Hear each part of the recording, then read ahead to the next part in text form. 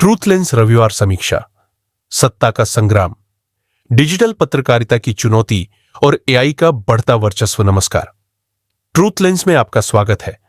इस हफ्ते की राजनीतिक तपिश ने दिल्ली की गलियों से लेकर तमिलनाडु की राजनीति तक हलचल मचा दी।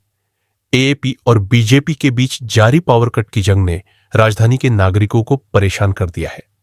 12 अप्रैल को एएपी ने एक्स पर जनता को संबोधित किया कि बीजेपी को वोट देना भारी गलती थी और अब दिल्ली की जनता एएपी के शासन को याद कर रहे हैं। एक्स पोस्ट्स में मुख्यमंत्री रेखा गुप्ता को पप्पू मुख्यमंत्री कहकर उन पर तीखा वार किया गया। वहीं बीजेपी की ओर से इस पर कोई सीधी प्रतिक्रिया तो नहीं आई, लेकिन 27 सालों बाद दिल्ली की सत्ता में वापसी को उन्होंने जनादेश बताया है। डिजिटल जांच पत्रकारिता इस हफ्ते शांत रही, पर ट्रेंड्स ने कई सवाल खड़े किए। एआई के बढ़ते प्रयोग और सोशल मीडिया इन्फ्लुएंसर्स के समाचार स्रोत बनने पर चिंता जताई जा रही है।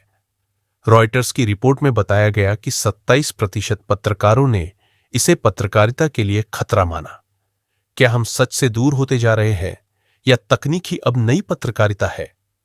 राजनीतिक विश्लेषण की दृष्टि से तमिलनाडु में बीजेपी और एआईएडीएम के गठबंधन की औपचारिक घोषणा ने दक्षिण भारत में चुनावी समीकरण बदल दिए हैं। दूसरी ओर कांग्रेस आंतरिक कलह से जूझ रही है और विशाखापट्टनम में टीडीपी की ओर से मेयर के खिलाफ अविश्वास प्रस्ताव इस बात का संकेत है कि क्षेत्रीय राजनीति में भी अस्थिरता बढ़ रही है। डिजिटल मार्केटिंग की दुनिया में टिकटॉक की परेशानी बढ़ी जब विज्ञापनदाताओं ने मेटा की ओर रुख किया। एआई द्वारा बनाई गई सामग्री की पहचान अब उपभोक्ता आसानी से कर पा रहे हैं, जिससे ब्रांड्स को पारदर्शिता बरतने की चेतावनी मिली है।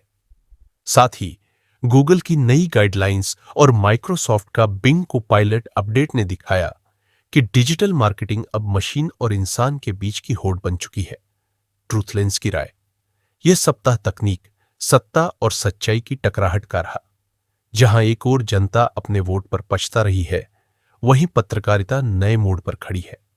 सवाल अब यह है कि क्या आप खबरों पर भरोसा करते हैं या इन्फ्लुएंसर्स की रील्स पर? हो सके तो अपने विचार हमारे साथ शेयर कीजिए और आगे की अपडेट के लिए ट्रूथ लेंस के साथ बने रहिए।